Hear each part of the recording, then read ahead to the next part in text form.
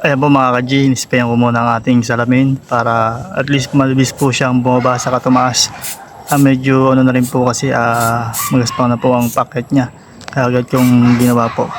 At pupunta naman po kami sa bilyan ng sasakyan. Siyempre, ito tayo nagche-check po talaga kasi talagang at least bago tayo bumiyahe, maayos na. At ngayon, pupunta po ako mamaya konti sa karwasan para magpakarwas. Nag-ikot-ikot po ako niyan mga ka-G para at least makakuha ako ng medyo yung ako na nakapila kasi medyo nagmamadali rin kami. Kaya ito, yan nandiyan na po ako. Guys pa rin. Ayan, nakapara na ako sa para ng sasakyan para makarwas na. Medyo late na nga kami sa kaya binis-bilisan na lang ni kuya. Pero maganda sila maglinis, magaling, maayos, malinis talaga. Sabi niya susunod bumalik ka sir para susunod ayusin na lang natin. Oo nga, sabi ko nagmamadali rin ako. Kaya pupunta kami sa bilyan ng sasakyan. Ito po. Ayan po, ayan, punta na po kami sa QC para tumingin ng sasakyan. Ayan po sila kuya. Tinitingin na.